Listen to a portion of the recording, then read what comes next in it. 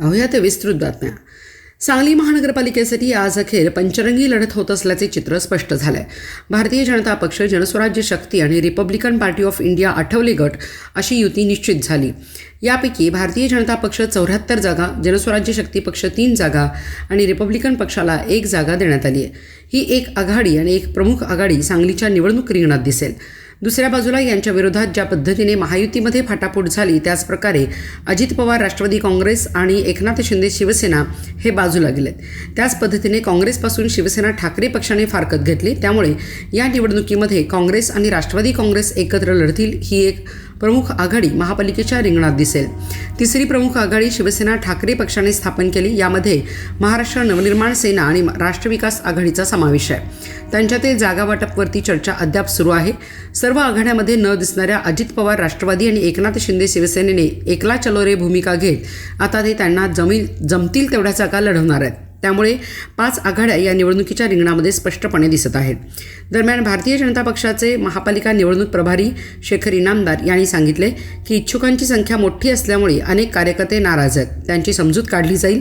दरम्यान भारतीय जनता पक्षाचे माजी महापौर आणि अनेकांनी शिंदे सेनेची वाट धरली आहे। भारतीय जनता पक्षाला नाराजीचा फटका निश्चितपणे निवडणुकीत बसेल अशा प्रकारची चर्चा राजकीय विश्लेषकांमध्ये सुरू आहे। आज निवडणुकीचा अर्ज भरण्याचा अंतिम दिवस होता।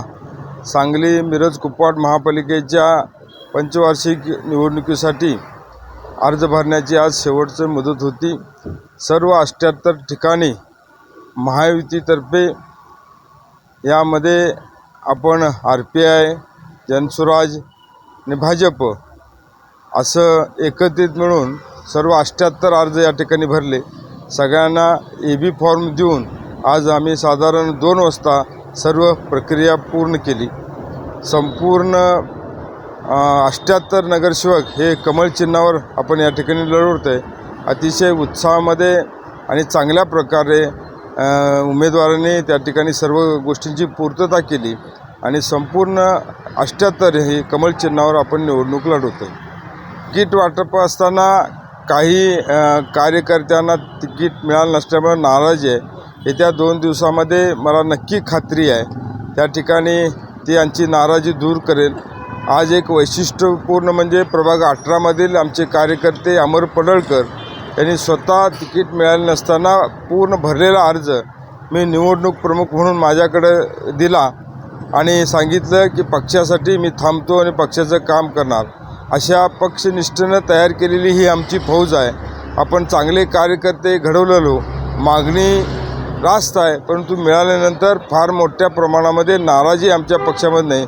जी थोडी काही नाराजी असेल ते येत्या 2 दिवसामध्ये त्यांची नाराजी दूर करून आपल्या प्रक्रियेमध्ये आणू आणि महापालिकेवर भारतीय जनता पार्टीचा महापौर नक्की या ठिकाणी करू।